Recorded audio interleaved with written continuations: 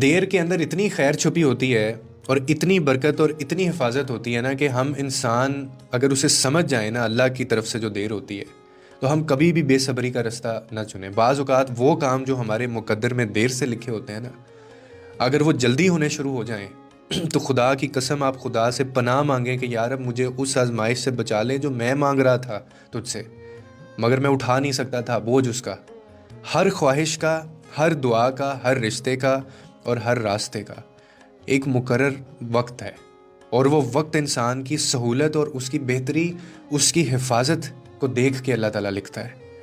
یہ جو بے صبری ہوتی ہے نا، صرف انسان کو تھکاتی نہیں ہے، لیکن اللہ کی لکھی ہوئی جو دیر ہے یہ اسے بچاتی ہے مشکلوں سے۔ اور کبھی کبھی تاخیر صرف وقت کا کھیل نہیں ہوتی، بلکہ یہ انسان کو بڑے بڑے نقصان، غلط فیصلوں،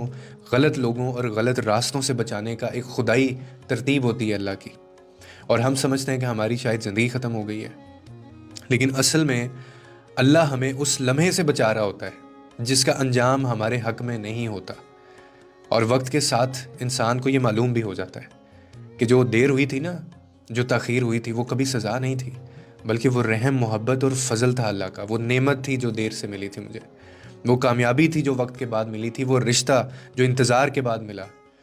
اس کا جو ایک خوشی ہے نا وہ اور ہی ہے، کیونکہ وہ انسان کے نصیب کے ٹھیک جگہ پر، ٹھیک وقت پر اور ٹھیک حال میں اللہ نے لکھی ہوتی ہے۔ تو دیر سے کبھی بھی مایوس نہ ہوا کریں۔